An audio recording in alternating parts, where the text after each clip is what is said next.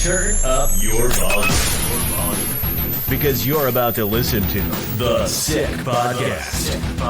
Rays Rewind with El Bushman and Drew.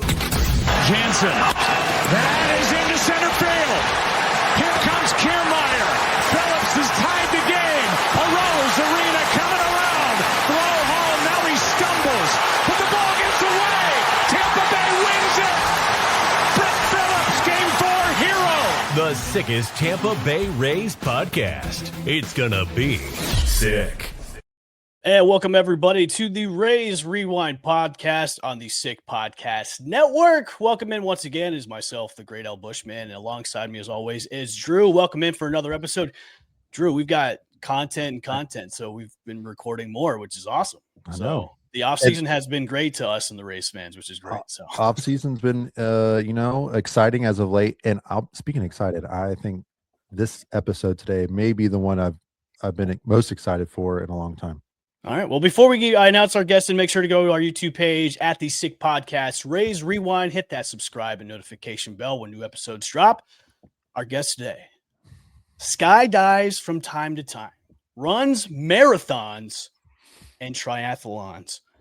Currently, you can catch him on ESPN calling college basketball, but you know him from FanDuel TV as the best dressed man and pregame and postgame host of the Tampa Bay Rays. Please welcome to the show, Rich Hollenberg. What's up, buddy? How's it going? Gentlemen, I think I should retire after that intro. That was the good at it. Podcast intro that I've ever had in all my years as a broadcaster. Thanks for having me on. It's good to talk Rays in December around Christmas time. Yeah, it's been a busy couple of weeks for the Rays. The offseason has been pretty busy for the team. So we want to get into the big news that happened last week. Brandon Lau, Shane Baz are traded away to the other team. So thoughts on those two big trades that brought back a hefty haul for the team. So thoughts on those two trades that we had, man. Well, I don't want to get too off track right as we start this interview, but has anyone ever told El Bushman that he looks like a Brandon Lau ringer? No. When I hopped on, I was like, wait a minute, is Brandon part of this podcast interview? I didn't know. So usually I have a full beard, and then I messed up shaving last week. So I was like, I got to do something. So I just shaved it all off, kept the goatee. But no one's ever said that to me before. I have to do some comparison photos. I would say take a screenshot, take a look. There's a striking resemblance. I mean that as a compliment. Thank you, sir. But anyway, let's bring it back on track. Neither of the deals that the Rays made really surprised me. It always comes as a little bit of a shock, but not a surprise. I think most people who follow the team closely, like you both do and like we do, expected Brandon Lau to be moved. It's a numbers game, and you're trying to sell as high as he can sell. And Brandon was owed $11.5 million. And he had what many people would say was his best all-around year as a Ray. The surprise is not so much the fact that they traded him. The surprise is you look at the roster and you're like, well, an offensively disappointing team was essentially led by Junior Caminero, Yandy Diaz, and Brandon. And you're trading 1/3 of that offense away. Why would you do that? And I think the Rays look at it as strictly a business move. They were getting a little thin in the farm system. They knew Brandon was the longest tenured Ray. And while fans, wish they could hold on to their beloved team members so they could keep wearing the Brandon Lau jerseys every game that they go to, those days are long gone in professional sports, let alone Major League Baseball. I always tell my sons when they want to buy jerseys, I'm like, don't put names on the back of your jerseys. Don't get invested. If you're going to do that, pick Hall of Famers, because they're bound to get traded, just like managers are hired to get fired.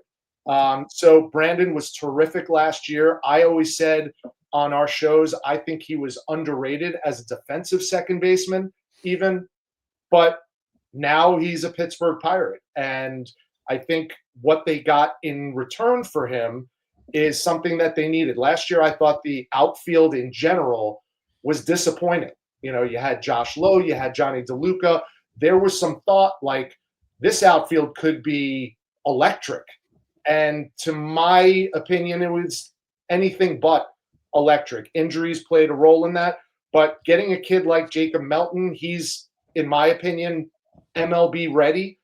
He's Houston's number 2 prospect. So he's going to be right in the mix to get a chance to contribute to that outfield.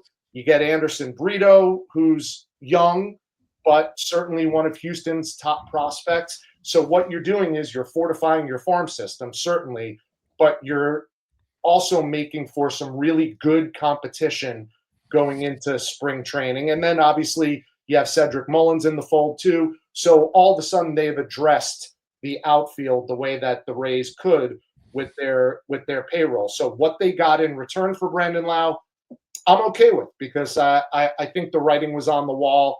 No matter how good a season the Rays had, and no matter how good a season Brandon Lau had, and the fact that, you know, Ketel Marte is in the conversation, I don't think anybody who knows baseball at all would shy away from saying that would be an upgrade at second base. So now we just have to wait and sit on our hands and cross our fingers and hope that there's some truth behind that Ketel Marte conversation.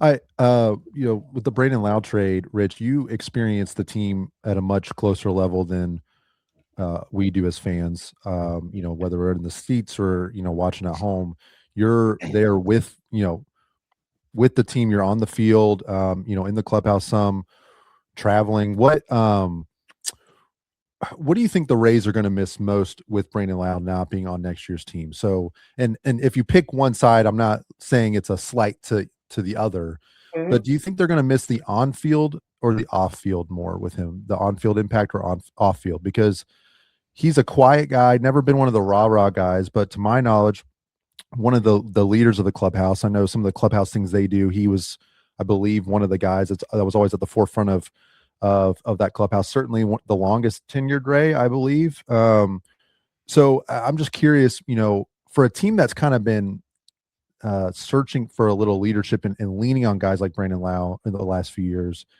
I'm curious if you think the on-field impact, which we know, power, left-handed bat, or the off-field impact is going to be missed most in 26.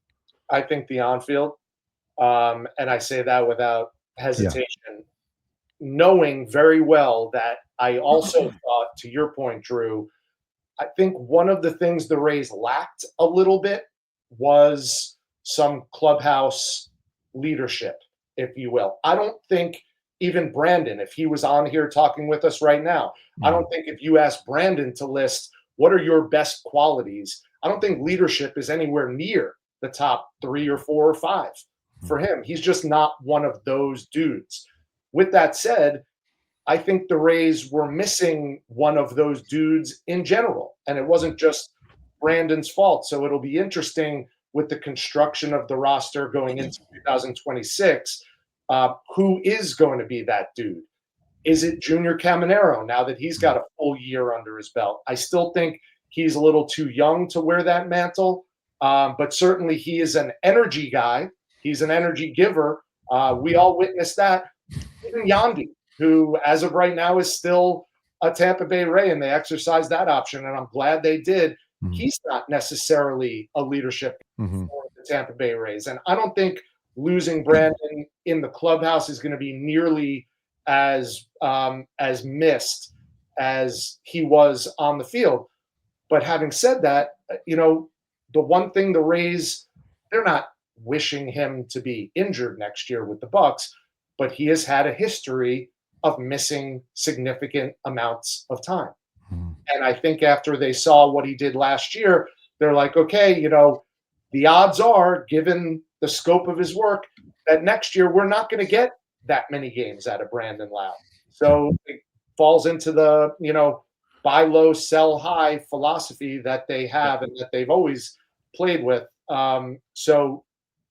Short answer long, I think much more on the on-field aspect is what they're going to miss from Brandon, especially the power stroke from the left side. They're really going to need to address that. And again, not putting all our chips in the middle of the table for Sterling Marte, but this is a switch hitter. And, I looked up his numbers as a switch hitter. They are virtually identical from the left side and the right side. And this is a guy with pop. His last 3 years, 25 plus home runs. So like I said, as much as we love B. Lau, this is going to be an upgrade if they could pull the trigger and make a deal like that. Yeah, he's the best second baseman in baseball. Ketel Marte. I mean, it would as much as we love Brandon. I don't think I think there would be very few offers that, like, if I saw the news Ketel Marte became a Tampa Bay Ray, very few trade offers or returns that I would be upset about. I think I speak for all Rays fans when I say that we would very much like to have Ketel Marte on our team in 26. But yeah, I think you make great points, and I agree with a lot of them. I mean, Brandon, the clubhouse stuff came out at the end of 24, as and we kind of heard about that going into last year about the importance of building that team chemistry, that clubhouse chemistry that was lacking in 24. And I just, it's just always intriguing when you have a guy that's been there as long as Brandon, that's, it's been through the rebuild, retooling, I guess, as they like to say, several, starting in 2017, 2018, and then the playoff run and World Series. And just, you always wonder with a guy like that, with his experience and, in a relatively young group of guys, what kind of impact that's going to have. So I know I'm going to be missing Brandon Lau next year, but I'm excited for, what it means potentially for 26, with potential acquisitions or even just other guys getting a step up, getting an opportunity. Speaking of those potential acquisitions, Rich, all the prospects we got back from the Boz trade, now obviously Ketel Marte's name has been floating around, and then Brandon Donovan's name has been kind of floating around there too. With all with those two moves that they made this past week, with all the prospects coming back, do you think that's going to signal they're really going to push for Ketel Marte, or are they just going to be like, okay, we've got all these prospects to reload into the farm. We'll see what happens in 2026, because we see a lot of the Twitter GMs and the Facebook's GMs going, hey, this is a soft rebuild. They're not going to stay competitive. They're selling everybody. It's a fire sale. Like, what do you think this is going to really signal? Is it, hey, they're going to make a move for one of these two guys to replace Brandon in at second base, or are they just going to see what happens and then go on from there? Well, it's a terrific question, because I think there are two schools of thought, and I don't quite know yet which school I'm in. I don't know the ownership group very well. I do know that look, when you talk about perception and reality, there was a big, big gap between the perception of Stuart Sternberg and the reality of Stu Sternberg. Everyone who worked for him loved him. And Rays fans need to understand that. What he brought to this organization and this franchise, whether you like the way he did it or not, was unprecedented in baseball. They're the third winningest franchise in baseball since he took over, and they made that first World Series run in 2008. That is ridiculous when you think about it. It's Yankees, Dodgers, and the Tampa Bay Rays. Look, I'm guilty of being so critical of him, but yes, they're valid points. They're valid points. I mean, he's an easy target for that. But I will say this. You would think, and this is where we discuss the two schools of thought, you would think new ownership group comes in. They want to endear themselves to the community. So what are they going to do? They're going to pump some money into the team. They're going to go for it right off the bat to try to win that overwhelming share of fan support. And then what happens after that is anybody's guess. The wild card in all of this is that there is still the stadium issue looming over everybody's head. So what I don't know, because I'm not an economist or a financial strategist at all, is it one or the other? Are they going to have to fork over another 1 point whatever billion dollars to subsidize a new stadium being built? And because of that, they're going to say, well, we're going to have to cut payroll, and we're going to have to lay low in the weeds and kind of build up for a big run when the new stadium opens. That's one school of thought. The other school of thought is, look, we just paid over $1 billion for this team. What's another half a billion or whatever it takes to, contend right away, win over the public favor. Plus, we're going to have an announcement of a new stadium. So we're going to compete, and then we're going to let the chips fall where they may. What I'd like to see, first of all, I would love, and we're recording this right now, and it's Christmas. It's Christmas time. Yeah. Christmas wish list. 4 days before Christmas, I fully expected an announcement to have been made already, and it hasn't. So that shows you how much I know, which is as much as any fan knows. I am confident still that an announcement will be made before this season starts. And at least once we get shovels in the dirt, then we will have a prospective finish line. My thought is, overall, the moves that they made were very Rays type moves, which again, it's not showing you that it wasn't Stu Sternberg's fault that they have one of, if not the lowest payroll in baseball. It's the way they choose to do business because of the economics of the sport in general. I don't know if that's going to change that much. That was the biggest misconception. There are a lot of Rays fans who are delusional, who think, oh, we got a new ownership. Now we're a big market team. There's a lot. And let's pull down the list real quick. No, I'm just kidding. Nothing can be farther. Evan's been keeping tabs. I've been keeping tabs on everybody on Twitter. It's been hilarious. I like it. Let's keep receipts. Yeah. There is nothing to indicate that the Rays are going to spend like the Yankees or like the Dodgers or like the Red Sox or the Cubs. It's just not going to happen. So what you're going to do instead is try to rebuild through your farm system and stay competitive. Does that sound familiar? Yeah. And you know what? Would most Rays fans take that year on year? I know I would. I mean, making the postseason like they did for 5 straight years under Kevin Cash, I would take that because virtually no other baseball organization has had that run of success. The next step is, how do you compete for a World Series title? That is where, as a fan, I think we could see right when the Rays move into this new stadium in 2029, 3 years from now, I think that could be the story going into that year. The Rays have assembled a team that is World Series worthy. That's what I'm expecting. That's what I'm hoping for. And I hope I'm not just being a rose-colored glasses Rays fan when I say that. With the new ownership group and the spending, the fact that people were like, it's not Steve Cohen walking through the door, first of all. Yeah. And they were clear from the jump, at the press conference that obviously the new stadium is key for more revenue and, adding to the budget and all that. My wish list for the spending is, okay, I'm not asking for top tier payroll. I'm asking for, the Rays are consistently 28th, 29th, at that bottom part of the league. Let's just get it, a little closer in the middle. Maybe let's be able to hang on to a couple of our stars long term, right? So, thinking about maybe a Junior Caminero, go back, thinking Evan Longoria, having to trade him away like that. I think that's what a lot of fans are expecting. We want the extensions to happen. We want the Caminero extensions to happen. We want those stability. Things. Keep those names around, and then we're in for some free agents here and there. It would be nice to be in the conversation for us. I know that they put their name in the hat for, in the ring for a couple different people over the last few years. How realistic those were, I don't know. But I think that's probably the majority of Rays fans, just maybe just a little bit, just a little bit more normal in terms of keeping the players and things like that.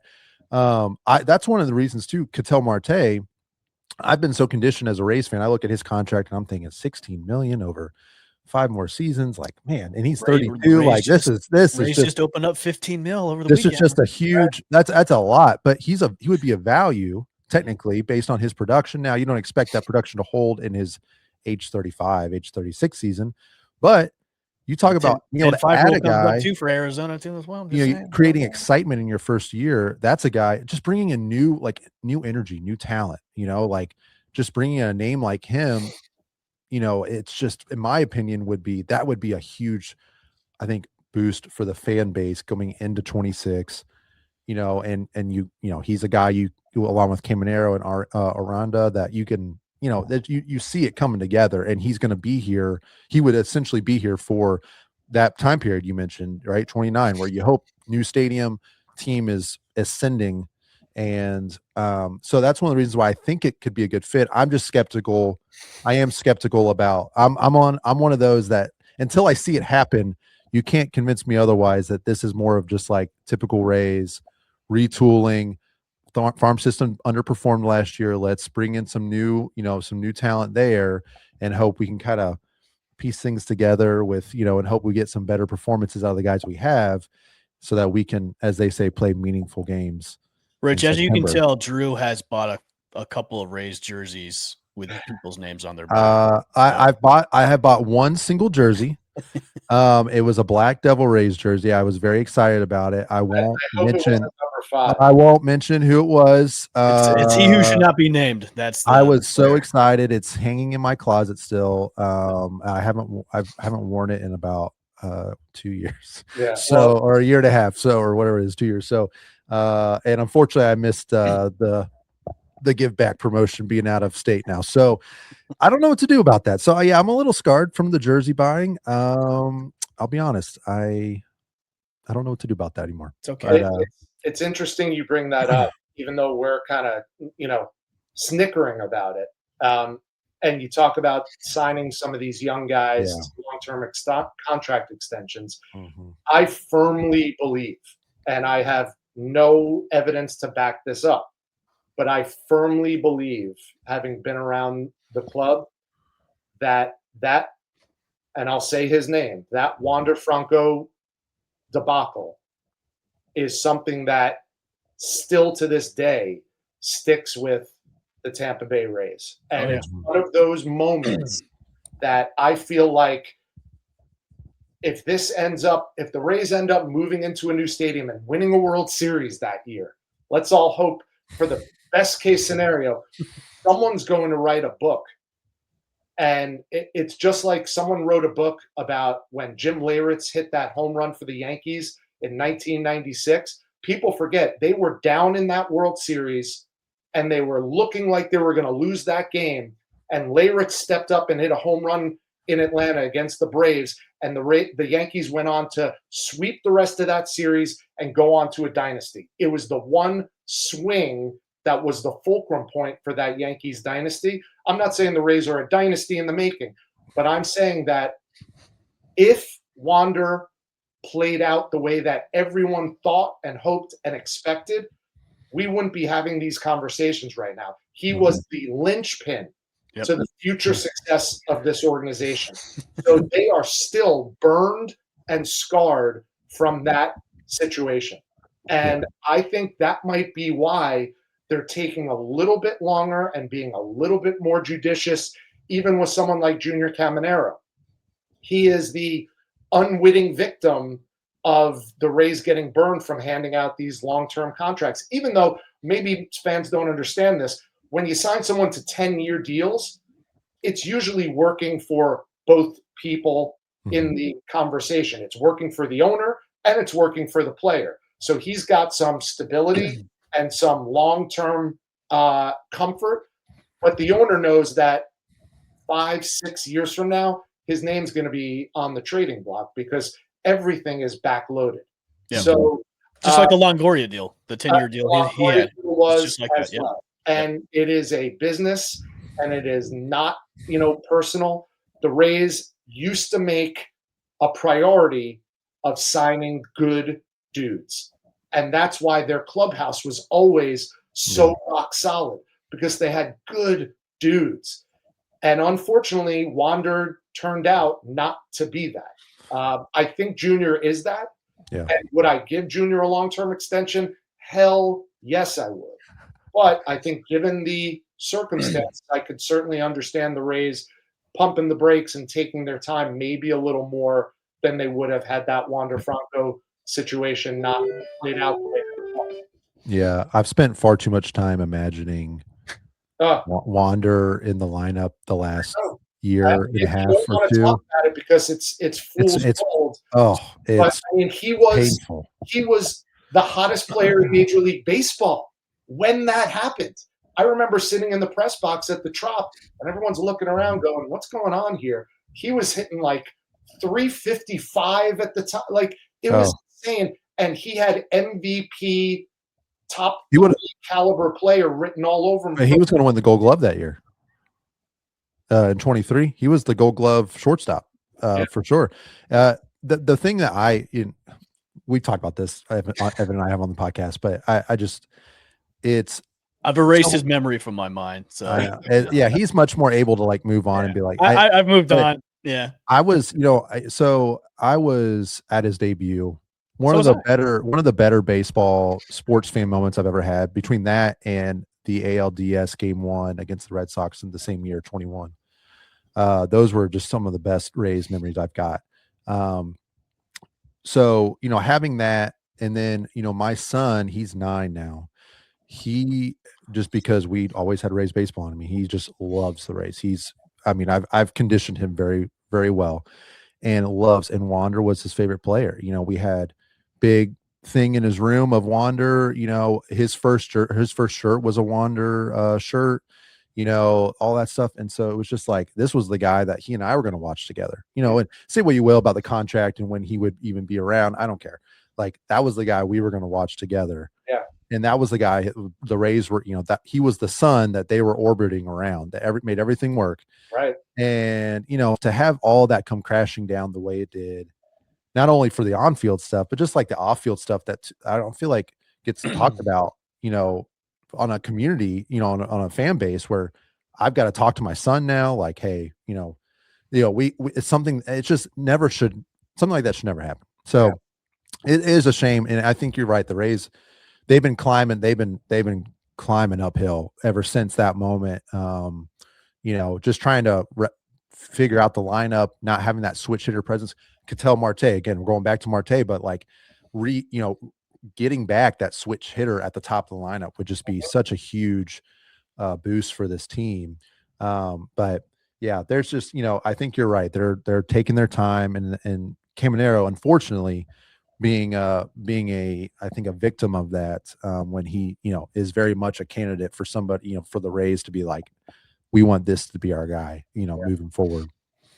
Rich, I want to look into 2026, and after the Boss trade, it kind of leaves, I wouldn't say a huge hole in the rotation, but going into 2026 with who we have right now. And we talked about this on our last 2 shows ago about the possible rotation and who's going to be in it. And a lot of people said, hey, this is our rotation on Twitter about, hey, McClanahan's going to be back. And I'm like, as of right now, Shane McClanahan to me is not in that rotation conversation just yet. So going into 2026 with with Boz not being there anymore, what do you envision the rotation to be like in 2026 for the Rays? Well, I'll take one step back before we take 2 steps forward. I think we'd probably all be in a unanimous agreement that last year's rotation disappointed. Yep. I came into last year shouting from the rooftops on interviews and podcasts like this, I think the Rays have the best rotation in the American League. And it turned out to be far from the truth. Some of it was, unexpected because of injuries. And some of it was just, the pieces were not coming together the way that everyone anticipated after maybe the first 2 or 3 series of the season, when everybody was lights out.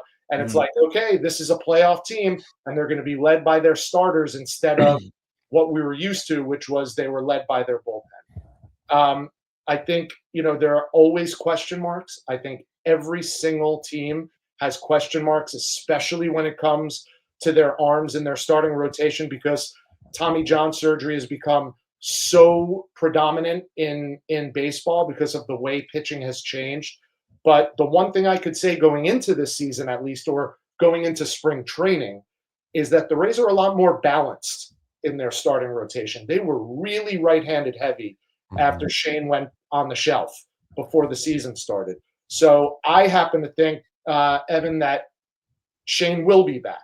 I don't know what version of Shane we're going to see, but here's hoping that he's back, and he's back with a chip on his shoulder. And if that's true, We have McClanahan as a left-handed arm. We have Steven Matz, again, often injured.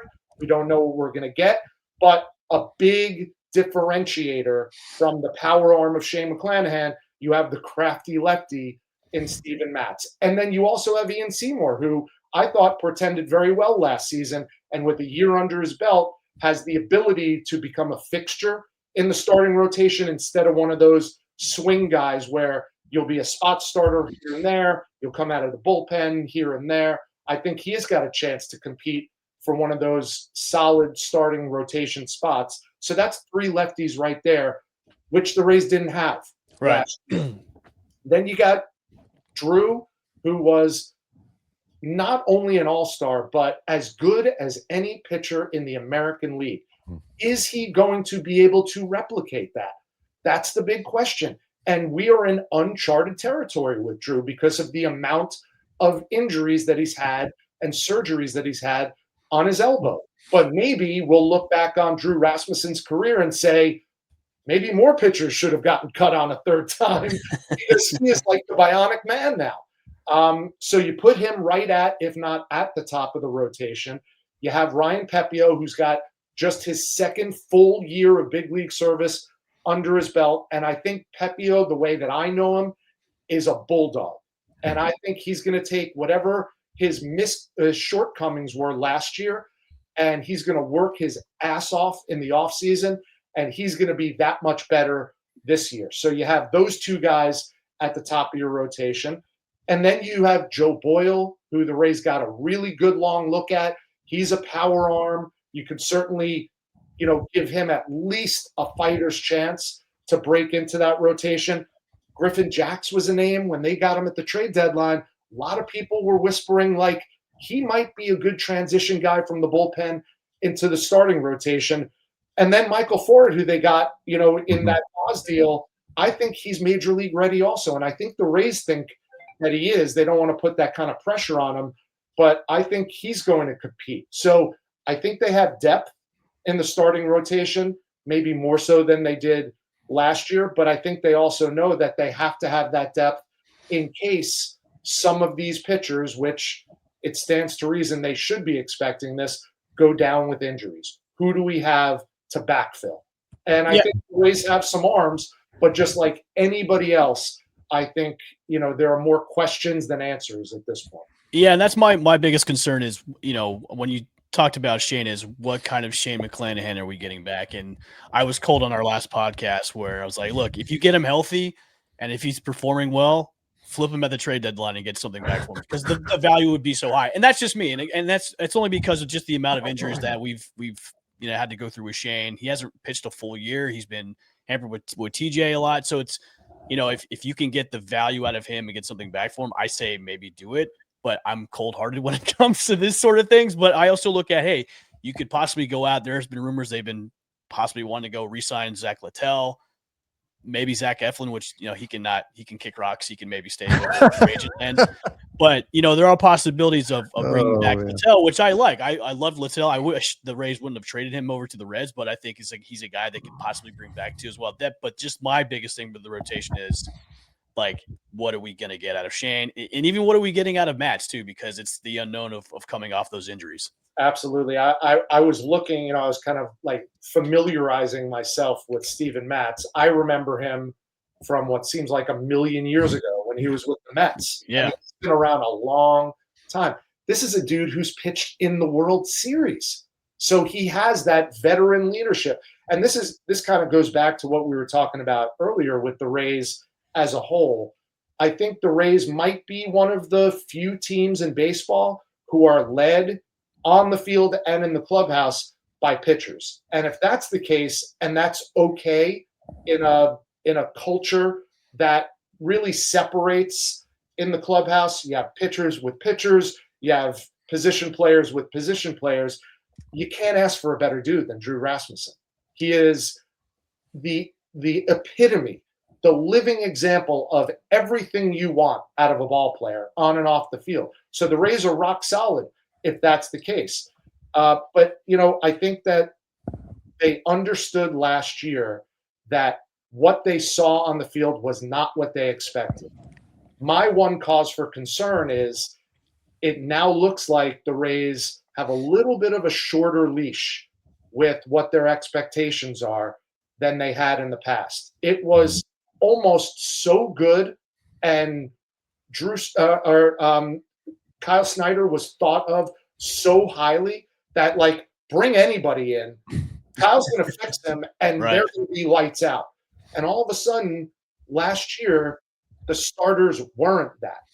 And I don't know if it's the tail wagging the dog or not, but the idea was this year the Rays are going against the grain, and their starters are going to be let and allowed to pitch more than 5 innings. They're going to go 6, they're going to go 7, and it's going to be great. And everyone was like, wow, this is so Rays. Like, we've become so used to them going 5 and fly and letting the bullpen win the game for you that all of a sudden letting a pitcher go 6 innings and 7 innings, that was almost unheard of. Yeah. And then all of a sudden it seemed to backfire. I was missing the days when big game James Shields was on the mound. He was going into the ninth and doing complete games. I was like, why can't we have this again? Yes. And you say big game James. I say Matty Andres. Yeah, Like, yeah. That's the last time a Ray pitched a complete game up until recently. So, look, I mean, those days are long, long gone. I wonder, and I think at least in the first half of the season, if the Rays aren't going to walk that back. And because of the injuries that we just alluded to, Matt's in his history, McClanahan in his history, even Shane or even Drew in his history, I wonder if they're going to reel it back to say, all right, our pitchers are going to give us 5 strong innings, and then we're going to hand it over to the bullpen. The question then becomes, it's almost predicated on, do we have a lead after 5 innings? Yeah. And that's where the offense comes into play. I don't care if it's a 3-2 lead or a 6-2 lead. You need a lead to be able to hand it off, because if you don't have faith in your offense and you're not winning after 5 innings, it's not Kevin Cash's fault, but Kevin Cash is raising his hand and pointing to the bullpen and saying, okay, B bullpen, get up. We're losing after 5. It's not a white flag, but it's certainly not, let's charge ahead and burn the ships behind us. We're going for a win no matter what. It certainly didn't feel that way anytime. That was one of our big, frustrations, was anytime the Rays were down, even if they were down 1, it seemed like collectively they felt like, well, there's a better chance that we're going to lose this game than win this game. So let's, live to fight another day. And you never want to feel that about it. Yeah, I have a hard time seeing bigger picture when it comes to those types of games, especially you hear it's not September. Like, these games aren't, no, like every game is worth the same. Like I would love to see us chase those wins a little bit more often. But you're right. Like last year, I think the stadium played a part in it too. Maybe, Steinbrenner, so I'm hoping that getting back to the Trop just inherently raises the floor for the pitchers that we throw out there. It was also like the starters would struggle, but the bullpen was great. So, but they were getting up so many runs at the beginning that it didn't matter. And then when the starters picked it up, then the bullpen suffered in the middle of the year, in the summer, and especially in that late June, once they left Kansas City and went on that road trip, it was just, it was in early July, and it just kind of was, they had a hard time recovering. So I'm hopeful that the change of scenery back to the Trop will be a boost for the team pitching wise. I wanted to wrap up with this, Rich, just as it stands now. Who in 2026 are you most excited to watch or to see? Whether it's it can be a junior Caminero. I won't. You can take him. That's fine. I'm personally interested. I mean, I would love for him to build on 45 homers and just becoming that ultra superstar that he seems to be. But or is it somebody like Aranda, like building off the strong year he had, or maybe a Chandler Simpson, some of the younger guys? Like, I'm just curious who right now is the guy that you're like, once pitchers and catchers, spring training, you're excited to really see maybe take a step forward or replicate success in 26. Yeah, you know what? I'll give you my X Factor name first. Okay. And it was a kid who wasn't even in the conversation last year, but this Caden Bodine, who they got in the Boz deal, the Rays have been looking for a catcher forever, and I don't think I'm the only one who feels like the catchers they have on their depth chart right now are the answer, quote unquote. So maybe Caden Bodine is the answer. I mean, this was a kid who was a first-round pick last year. Certainly the Orioles were really high on him, but they have a glut of catchers in their system, so they were willing to deal with him. He's a switch hitter. Maybe he, bursts on the scene and surprises everybody. And the Rays have been known to get value back when they trade away someone with, as high a ceiling at least as Shane Baz had. So that's one player who I'm really interested to see at least get a shot to make the big league club. And then I just go to the outfield in general. I think some way, somehow, what we saw from Josh Lowe last year was not Josh Lowe. I think, when we saw Josh healthy a couple of seasons ago and he was a 2020 guy, I think we could see that Josh Lowe again. And if we do, he becomes not just a serviceable outfielder, he becomes a weapon. He's another big bat in the lineup. You can put him almost anywhere in the lineup. He's got an arm in the outfield. He's athletic. I think that this could be a big bounce back year for Josh Lowe. I also am really interested in seeing what Johnny DeLuca could do, because most Rays fans would forget, and it would be easy to forget, that when he was healthy and playing, his numbers were really good last year. Very small sample size, but remember, they got Johnny DeLuca for who? Tyler Glasnow. Again, high value that they got from the Dodgers. I think Johnny DeLuca, if he's healthy, could be another piece to fortify what, like we said earlier, was last year a really underwhelming outfield. And then I just can't wait to see Chandler Simpson do Chandler Simpson things again. I think the Rays should put him at the top of the lineup and let him live there and let him steal 85 bags and let him hit 290, but I think he could be a 300 hitter, and then see what that does to the lineup that you have below him, because I think he could be an absolute terror going back to the good old days of putting an on-base guy at the top of the lineup. Everybody's fallen in love with the home run so much that you have Shohei Ohtani leading off for the Dodgers, and you think, well, we have to put Junior Caminero at the top of the lineup, get him more at-bats. The Rays have always zigged when everyone else zags. Put Chandler Simpson at the top of that lineup and let him terrorize opposing pitchers and see what happens. If it doesn't work, you could always move him down to the number 9 spot in the lineup and let him be kind of that wraparound leadoff hitter as well. But I'm really excited for those 3 guys to see them, hopefully, knock wood, healthy, and collectively contribute to the Rays when, for the most part, they really didn't, other than Chandler last year. Yeah. Awesome. Rich, I'm going to get you out on this last question for you, and thanks for coming on the Rays Rewind podcast. If we don't land Ketel Marte or Brandon Donovan, who takes over at second base? That's a really good question. And, it had to be the last one. I had to do it. Yeah, I know. Look, I was looking at this too, because I'm scratching my head going, either they know something that we don't know, and that's very likely. I always put my faith in Eric Neander and his team. They are the smartest dudes in the room, whatever room they're in. And they have won far more trades than they have not. But, when you look at Ryan Vilade, is he ready to be an everyday second baseman? I don't know. The numbers might indicate that he's ready to get a shot. But what I do know is this: the Rays put a very high value on versatility.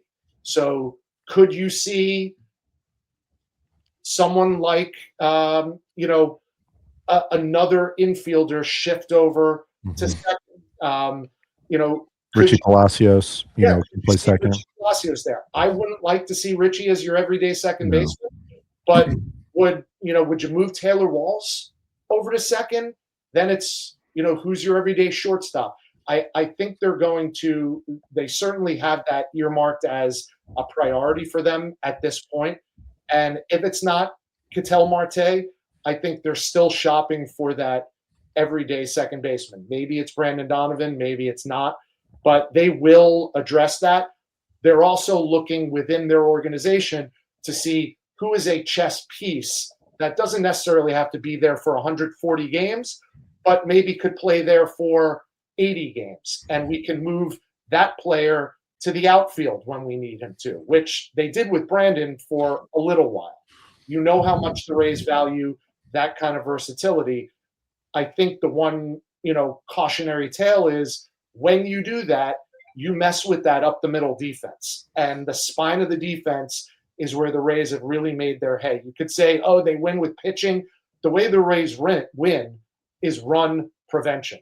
And it's not just pitching that prevents runs. It's the up the middle defense especially that prevents runs. If you have Taylor Walls as your everyday shortstop, you're most likely not going to get anything offensively from him, but you're going to get arguably the best defensive glove at shortstop in all of Major League Baseball. So that's taken care of. Then it becomes a question of who do you have at second, who do you have behind the plate, who do you have in center field. All of those are being addressed as we speak. Still a lot of question marks. Yeah. I was hoping for some breaking news while we're on the show with you. Be like, oh, breaking news, we got him. Yeah. All right, Ketel Marte. So maybe something would come over the wire. Nothing I know. Speak it into existence. Yeah. Well, Rich, thanks for coming on the show. We look forward to seeing you again on the FanDuel, the telecast for the Rays baseball when it comes out. It's only a couple months away. We're just waiting for it to start, but we can get you on ESPN for basketball, right? Yes, you certainly can. You never know where I'm going to pop up on TV. It's been a pleasure, guys. Thanks for having me. Thank you, Rich. Yeah, thank you. Thanks, guys, for tuning in to another episode of the Rays Rewind podcast. Of course, go to the Sick Podcast Rays Rewind YouTube page, hit the subscribe and notification bell. For myself and Drew, we'll see you guys later. Peace. And that's a wrap. Hope you don't miss us too much until next time. Follow the Sick Podcast Rays Rewind with El Bushman and Drew on YouTube, Google Play, and Apple Podcasts.